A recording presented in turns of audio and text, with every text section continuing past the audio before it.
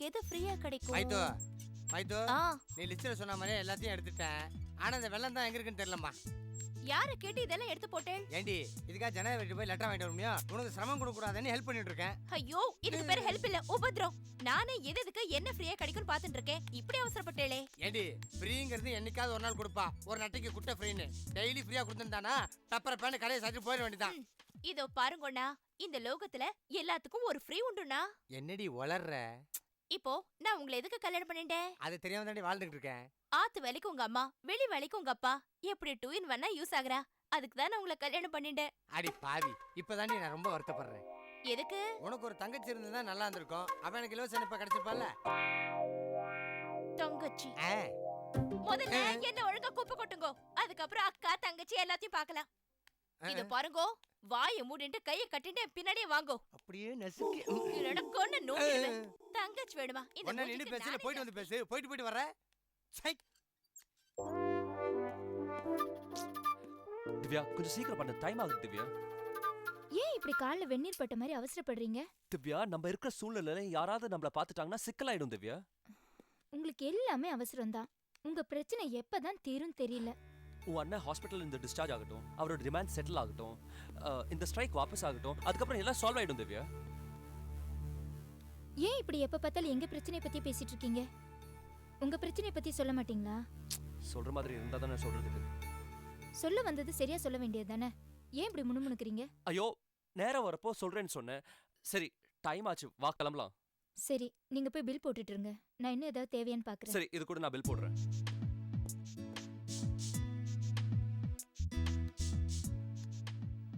என்ன கடை இது? எங்க சுத்தினாலும் ஒரே இடத்துக்கு வர்றான். Hi Divya. Hi. Hi Chandru. How are you? Fine. ஆமா, எங்க இந்த பக்கம்? என்ன? நீங்க எதுக்கு வந்தீங்க? அதுக்காக தான் நானும் அம்மா வந்தேன். தாயே, தெரியாதமா உன்கிட்ட வாய் கொடுத்துட்டேன். என்ன மன்னிச்சிரு. இவங்க உங்க வைஃப் என் தானே? ஒய்ஃப் தான் மைதிலி. நான் டீடி சொல்ல மாட்டேன். என் ஃப்ரெண்ட் அருள், அவனோட ஒரே தங்கச்சி திவ்யா. Oh, hi. வாங்க சார். Okay, thanks. ஏ திவ்யா, கிளம்பலாமா? லேட் ஆகுது. ஓகே, நான் கிளம்புறேன். வாமா. பை.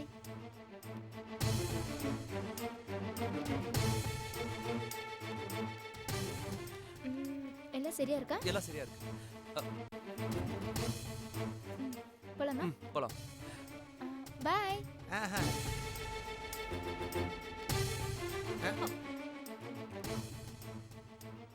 ஏன்னா பாரு ஹஸ்பண்ட் சிவா தானே, எதுக்கு நம்மள கண்டுக்காமலே போறார்? அதாம்மா எனக்கும் புரியல. ஒருவேளை நம்மள பாத்துக்க மாட்டாரோ? ஏண்டி கண்ணுமுடியா நிக்கிறோம், எப்படி பார்க்காம போயிருப்பாரு? ம். ஒரு ஹலோவாவது சொல்லிட்டு போயிருக்கலாம்ல. என்னடி அதான் தெரியலன்னு சொல்றான்ல. ஏன்னா ஆ? பாரு அவர் ஆத்துக்காரர் பொம்பளைங்க விஷயத்துல ஒரு மாதிரின்னு என்கிட்ட அடிக்கடி சொல்லுவா. ஒருவேளை அது உண்மையா இருக்குமோ? கரெக்ட். எனக்கு இருக்கிற அதே டவுட் தான் உனக்கு இருக்கு. கவலையே படாத. இப்பவே நான் திவ்யா வீட்டுக்கு போயிட்டு என்ன விஷயம் கேட்டு வந்துடுறேன். கண்டிப்பா போய் விசாரிச்சுட்டு வாங்கண்ணா. பாருவை நினைச்சாதான் பாவமா இருக்கு. நான் தான் விசாரிக்கிறேன்னு சொல்லிட்டேன்ல, கவலையே படாத, வா. ம்.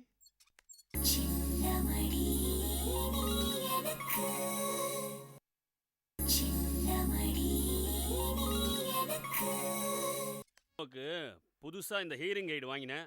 அதுக்கு இலவசமா ஒரு கேசட் கொடுத்தா அதை கேட்டுட்டு இருக்கேன். நிறுத்துறீங்களா? என்ன வம்பு கழுக்கல்னா உங்களுக்கு தூக்கம் வராதுல்ல? பரவாயில்லையா, புது மிஷின் நல்லா ஒர்க் பண்ணுது.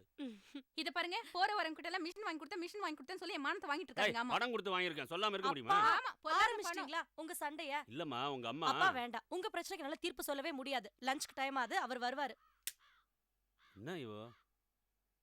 என் மூஞ்சியே பார்க்காத, வேலையை கவனி. இவர் பெரிய ஆண் அழகன், இவரை உட்கார்ந்து ரசிச்சிட்டு இருக்காங்க.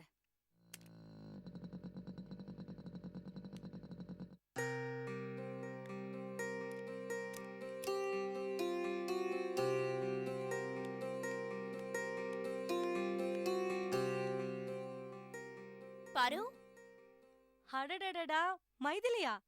இப்பதான் உன்னை பத்தி நினைச்ச மைதிலி, அதுக்குள்ள நீயே வந்துட்ட. என்ன பத்தி என்ன நினைச்சிட்டு இருந்த? இல்ல, எங்க அம்மாவுக்கு இயரிங் எய்ட் வாங்கும்போது இலவச இணைப்பா கேசட் கொடுத்ததா எங்க அப்பா சொல்லிட்டு இருந்தாரு. இலவச என்ன போனதும் என் ஞாபகம் வந்துடுதா? போ பாரு. பின்ன எதுக்கு எது இலவசமா கொடுப்பாங்கன்னு தெரிஞ்சுதானே நீ ஷாப்பிங்கே பண்ணுவ. சரி, உங்க ஹஸ்பண்ட் எப்படி இருக்காரு? வீட்ல மாமியார் மாமனார்லாம் நல்லா இருக்காங்களா? எல்லாம் நன்னா இருக்கா. ஒரு ஃபோன் கூட பண்ணாம இப்படி திடுதிப்புன்னு வந்து நிக்கிற. அது இந்த பக்கம் வந்தேனா உன்னை பாக்கணும்னு தோணுச்சு, அதான் சட்டுன்னு வந்துட்டேன். வேற ஒண்ணுமே இல்லையா? முக்கியமான விஷயம் எதுவும் இல்லாம நீ இப்படி வரமாட்டியே. அது வந்து பாரு. சொல்லு. பாரு, நானும் என் ஆத்துக்காரரும் ப்ரொவிஷன்ஸ் வாங்குறதுக்காக டிபார்ட்மெண்டல் ஸ்டோர்ஸ்க்கு போறோமா? அதுக்கு என்ன இப்போ? அங்க வந்து உன் ஆத்துக்காரரை பார்த்தேன்டி. தனியா இல்ல, வேற ஒரு பொம்மநாட்டியோட, பேரு திவ்யாவா. சரி, அப்புறம்? அந்த திவ்யா பொண்ணு வேற யாரும் இல்லையா, என் ஆத்துக்காரரோட ஃப்ரெண்டு மோகன், அவரோட சிஸ்டரா. அப்புறம்? அப்புறம் என்ன, என் ஆத்துக்காரருக்கு பயங்கர கோவம் வந்துட்டு பாருவோட ஆத்துக்காரர் எப்படி செய்யறாருன்னு நேரா விசாரிக்க போயிட்டாரு. விசாரிச்சு என்ன தெரிஞ்சுட்டார்? அது மட்டும் இல்ல பாரு, அந்த கடங்காரி உன் ஆத்துக்காரருக்கு ரொம்ப அந்யோன்யமா. உனக்கு தெரியாமலேயே அவளுக்காக ஒரு ரூம் வச்சிருக்காராம். அடடா, அப்புறம்? ஏண்டி, நான் என்ன அம்புலி மாமா கதையை சொல்லிட்டு இருக்கேன்? அடடா அப்புறம்ங்கற பாரு, இது உன் வாழ்க்கை பிரச்சனைடி. தெரியுதுல்ல, அப்புறம் எதுக்கு இங்க வந்து சொல்ற? அடி பாவி, இங்க சொல்லாம வேற எங்க போய் சொல்றது? ஏதோ நீ என் ஃப்ரெண்டு, நன்னா இருக்கணுமே நீங்க வந்து சொல்ல வந்த. அதுக்காகவா சொல்ல வந்த? இதெல்லாம் நம்பிண்டு நான் என் புருஷன் கிட்ட போய் சண்டை போடணும், எங்களுக்குள்ள பிரச்சனை வரணும், அதுக்கு தானே இதெல்லாம் சொல்றேன். பாரு, இங்க பாரு, என் புருஷன் ஒரு சைக்காட்ரிஸ்ட். அவர்கிட்ட ட்ரீட்மெண்ட்காக நிறைய பேஷண்ட்ஸ் வருவாங்க. அதுல ஆம்பளையும் இருக்கலாம், பொம்பளையும் இருக்கலாம். அவங்களுக்குலாம் அவர் பல விதத்துல ட்ரீட்மெண்ட் கொடுப்பாரு. அதெல்லாம் நான் சந்தேகப்பட ஆரம்பிச்சா என்னால மன நிம்மதியா வாழவே முடியாது. அது 2-3 சைக்காட்ரிஸ்ட் கிட்ட போய் கேட்டு பாரு, அவங்க எல்லாம் பேஷண்ட்க்கு எப்படி ட்ரீட்மெண்ட் கொடுக்கறாங்கன்னு. அப்பதான் உனக்கெல்லாம் புரியும். ஆமாண்டி, நேக்கு ரொம்ப முக்கியம் பாரு. சைக்கியாட்ரிக் டாக்டர் பாக்குறதுக்கு நேக்கு என்னமோ தோன்றது நோக்கு தான் ட்ரீட்மெண்ட் கொடுக்கணும் போல இருக்கு. நீ கொன்ன ஆகல, நோக்குத்தான் ஏதோ ஆயிடுது. இங்க பாரு மைதிலி, இங்க வந்தீனா வத்த குழம்பு எப்படி வைக்கலாம், கொழுக்கட்டை எப்படி பிடிக்கலாம் கேக்குறான் தான் வா. அதை விட்டுட்டு உன் புருஷனை பார்க்ல பார்த்த, பீச்ல பார்த்த, ரோட்ல பார்த்த, இவ கூட பார்த்த, அவ கூட பார்த்தன்னு குறை சொல்ல வந்துட்ட. என் புருஷன் டாக்டர் டி, அவர் 1000 இடத்துக்கு போவாரு, கூட 4 பேர் இருப்பாங்க. இதெல்லாம் பெரிய குறைன்னு சொல்ற? இங்க பாரு, இன்னொரு தடவை என் புருஷனை பத்தி குறை பேசுறான்டா நீ என் வீட்டுக்கே வர வேணாம். அவ்வளவுதானா? அவ்வளவுதானடி? போறேன், நான் இங்க வர போறேன். ஏதோ நல்லதுக்குன்னு வந்த பாரு, என் புதிய நான் அடிச்சுக்கணும். ஃப்ரெண்ட்னு சொல்லிட்டு வந்தேன்டி, இப்படி எல்லாம் பேசுறது கொஞ்சம் கூட நன்னாவே இல்ல. பாரு, நீ வேணா பாரு, எல்லாமே இங்க பாரு. உன் ஆத்துக்காரர் எவ கூட சுத்துறா இறக்கினடி. ஒரு பொண்ணு இல்ல 10 பொண்ணோட சுத்துறாலும் நான் இனிமே உன்னை திரும்பி பார்க்க மாட்டேன். இங்க வந்து சொல்லவும் மாட்டேன். நீ எக்கடோ கெட்டு போ. எனக்கு என்ன தேவை? நல்ல தேவை. என் வேலையெல்லாம் விட்டுட்டு இங்க வந்த பாரு. உன் ஆத்துக்காரர் எவளோட சுத்துறா நேக்கேனடி. ஃப்ரெண்ட்னு சொல்ல வந்தா பாரு, பெருசா பேசுறா. ஒரு நிமிஷம்.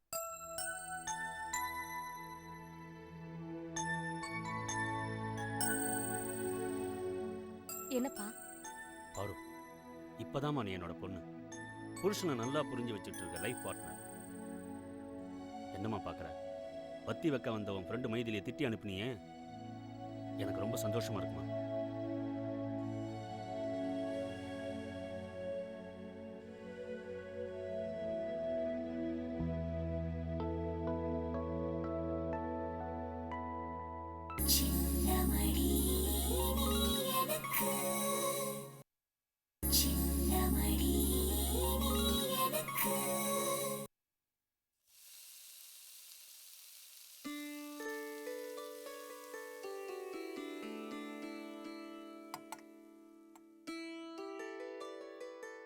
சொன்னா கேளு மீனா, எதுக்கு இப்ப தேவையில்லாம கஷ்டப்படுற? நீங்க மட்டும் தனியா கஷ்டப்படுறீங்களே, உங்களுக்கு நான் ஹெல்ப் பண்ண கூடாதா?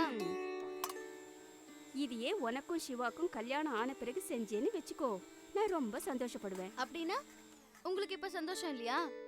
அடி பைத்தியமே, இப்போதைக்கு நீ என் அண்ணன் பொண்ணுதான், இன்னும் என் மருமகள் ஆகல. யாராவது வந்து பார்த்தாங்கன்னு வெச்சுக்க, வருங்கால மருமகளை இப்பவே வேலை வாங்குறாளேன்னு என்ன குத்தி காட்டுவாங்க. அப்படிலாம் ஒன்னும் குத்தி காட்ட மாட்டாங்க, நீங்க பேசாம இருங்க.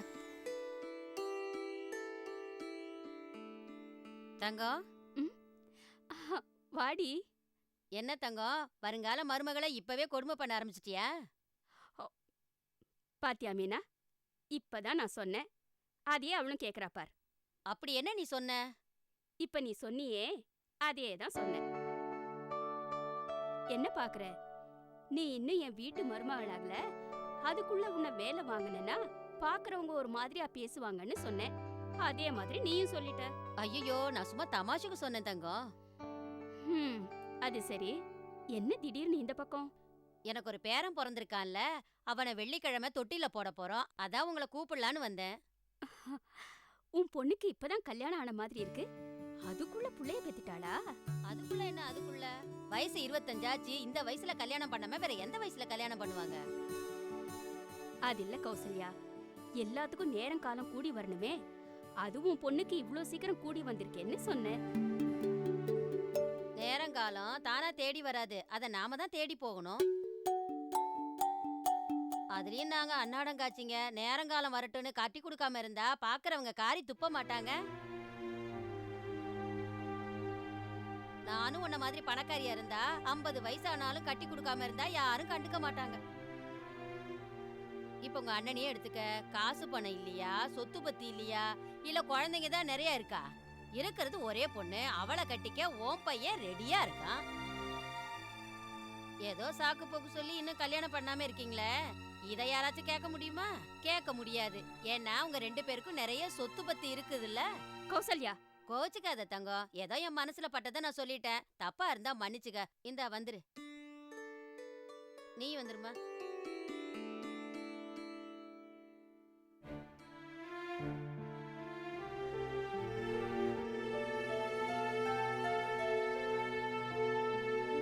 பாத்தீங்களா? ராத்திரில செத்தா விளக்கண்ணிக்கு வழி இல்ல, பகல்ல செத்தா வாக்கரிசிக்கு வழி இல்லன்னு இருக்கிறவ அவ பொண்ணுக்கு கல்யாணம் ஆனதும் நம்மள பார்த்து என்ன பேச்சு பேசிட்டு போறா பாத்தீங்களா? நாம பணத்திமிர்ல நம்ம பையனுக்கு கல்யாணம் பண்ணாம இருக்கோமா? கொஞ்சம் கூட கூசாம நாக்கு மேல பல்ல போட்டு எப்படி பேசிட்டு போறா பாத்தீங்களா? இதுக்கெல்லாம் நீங்க தான் காரணம். என்னடி பண்ண சொல்ற? நீங்க என்ன செய்வீங்களோ எனக்கு தெரியாது. நம்ம பையனுக்கும் மீனாக்கும் உடனடியா கல்யாணம் நடந்தே ஆகணும். இல்லன்னா நீங்க என்ன உயிரோட பார்க்க முடியாது. உன் ஃப்ரெண்டு பேசிட்டு போனதை நான் கேட்டுக்கிட்டு தான் இருந்தேன். எனக்கும் வெக்கம் மானம் சூடு சரணம் எல்லாம் இருக்கு. இப்பவே உன் பையனுக்கு ஃபோன் போடு, அவன் உடனே இங்க வந்தாகணும். வரலன்னா நாமெல்லாம் அங்க வரவும் சொல்லு.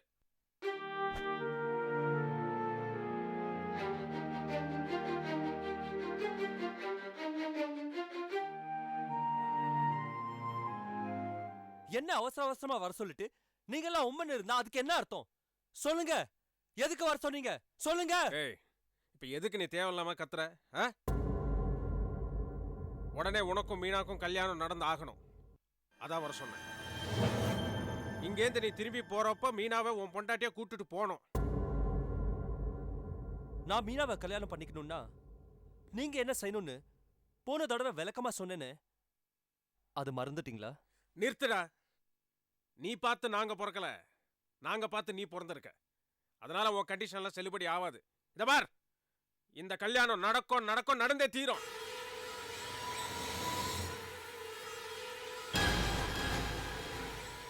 என்னடா ஷாக் ஆகி பாக்குற?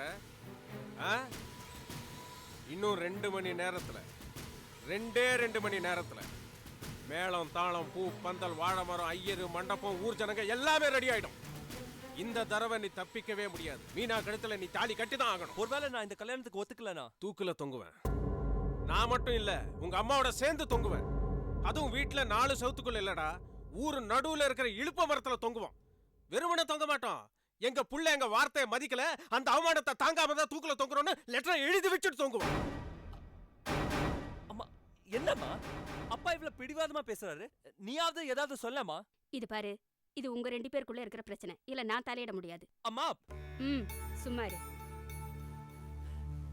ஏய் மீனா, நீயாவது ஏதாவது சொல்ல.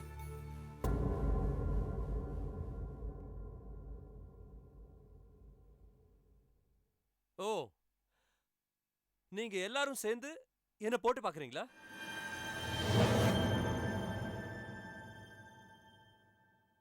நீங்க எல்லாரும் இவ்வளவு தூரத்துக்கு வந்ததுக்கு அப்புறம் நானும் உண்மை சொல்றதுதான் நல்லது. மீனாவை என்னால கல்யாணம் பண்ணிக்க முடியாது.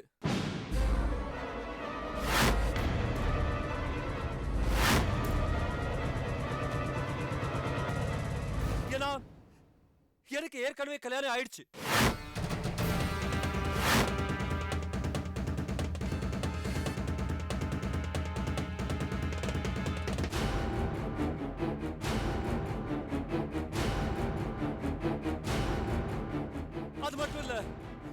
எனக்கு ஒரு குழந்தையும் இருக்கு.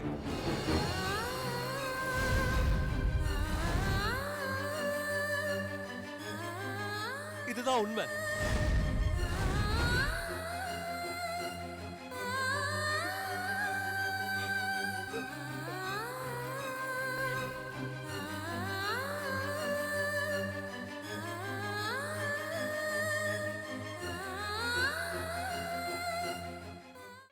அகல் விளக்கின் அடியினிலே நிழலாக இருளிருக்கும் அனுபவத்தின் மறுபுறத்தில் சுகமான துயர் இருக்கும். அகல் விளக்கின் அடியினிலே நிழலாக இருளிருக்கும் அனுபவத்தின் மறுபுறத்தில் சுகமான துயர் இருக்கும். என் அறையின் ஜன்னல் திரைகளிலே உன் அழகு பருவம் படபடக்கும். உன் பாத கொலுசின் அசைவினிலே